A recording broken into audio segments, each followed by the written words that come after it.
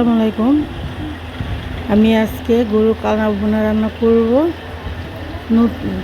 অনেক দিনের পুরানোর আমলের আমরা এইভাবে কালা ভুনা রান্না করে খাই। আজকে আমি কালা ভুনাটা রান্না করব। মাংসটা সুন্দর করে আমি ধুয়ে রেখেছিলাম। এখন আমি ময় মশলা দিব।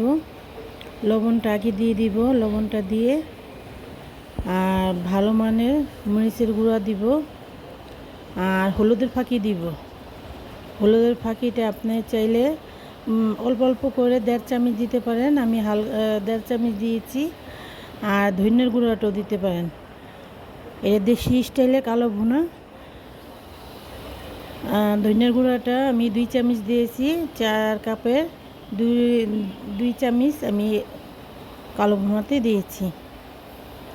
আর লাগবে হলো আমি পেঁয়াজ আমি বেস্তা করে রেখেছিলাম। পেঁয়াজটাও আমি দিব, ভেজে রেখেছিলাম আর কি। এই পেঁয়াজটাও আমি দিয়ে দিব। আর পেঁয়াজটাও আমি কাঁচাটাও দিব, কাঁচাটাও লাগবে, কাঁচাটাও দিব আমি। 2টা তেজপাতা, লং, এলাচি সবই লাগবে এখানে।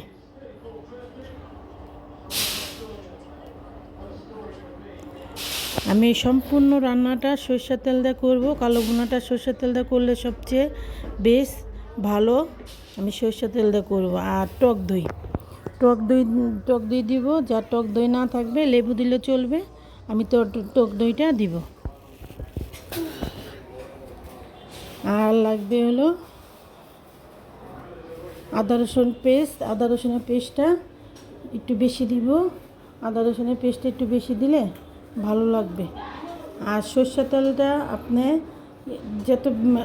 যত বেশি দিবেন ততই কালো ভুনাটা ভালো লাগবে। আর হাতের সাহায্যে আমি সম্পূর্ণ এইটা মাখবো। আমি সব সময় চেষ্টা করি হাতের পোস্টটা রাখার জন্য আমি হাতে মাখবো। মাংসটা চড়িয়ে দিলাম।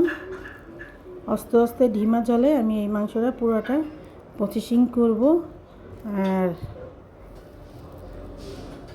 হালকা জলে একটা বোট মরিচ দিলে দিতে পারেন, আমি দিব না। আমি সব মশলা ভাঙিয়ে দিয়েছি।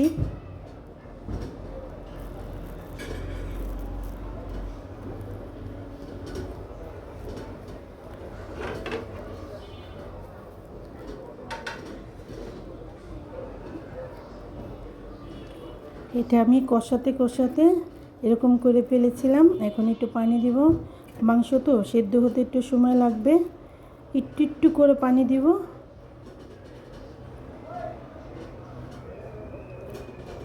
আমি অল্প জলে রান্নাটা করব, একদম অল্প জলে,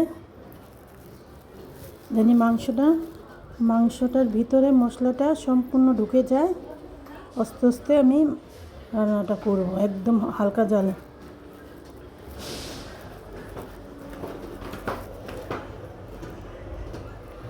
দেখেন কষানোর মাধ্যমে তেলটা সুন্দরভাবে চলে আসছে। এই তেল দিয়েই আমি মাংসটা ভুনা করব। আর এখানে আমি কোনো চর্বি দিব না। মাংসে যা আছে তাই, মাংসে যা থাকবে তাই, কোনো ঘি ব্যবহার করব না। একবার সাধারণ উপকরণে আমি কালো ভুনাটা রান্না করব।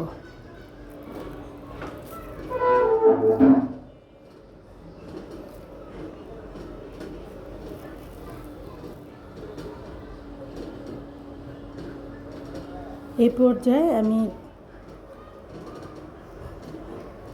পেঁয়াজটা বড় বড় ফলা করে দিয়ে দিলাম। যদি একটু কম হয় এটা আমার সাহায্য করবে পেঁয়াজটা এই মাংসতে।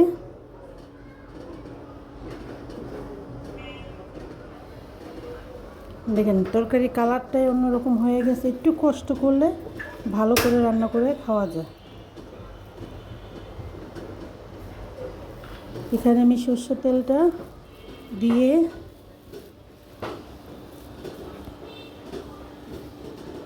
শুকনো মরিচ আমি ভেজে নিলাম। শুকনো মরিচটা ভেজে নেব। আমি অন্য কোনো বাহিরের মশলা দিব না। আমি ঘরের পদ্ধতিতে আমি কালো ভুনাটা বানাবো, আমরা যেভাবে খাই।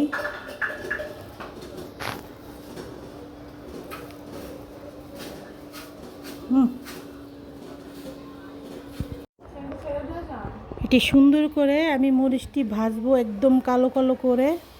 এই মরিচটি আমি ভেজে ফাঁকি করে তারপরে কালো ভুনাতে আমি দিব। একবার দেশি স্টাইলে আমি কিছুটা ফাঁকি করে দিব, কিছুটা এভাবে দিব। আমি এই কালো মরিচ আমি অন্য কোনো এই যে মশলা ব্যবহার করব না, একেবারে দেশি স্টাইলে আমি কালো ভুনাটা বানাবো। আমরা যেভাবে খাই সেভাবে আমি কালো ভুনাটা বানাবো। এভাবে বানিয়ে দেখবেন, দেখবেন মশলার থেকে বেশি স্বাদ, খেতেও ভালো লাগে। বাইরের মশলার থেকে ঘরে বানানো মশলা অনেকটাই স্বাদ। আপনারা বানিয়ে খাবেন এভাবে। আসসালামু আলাইকুম, আল্লাহ হাফেজ।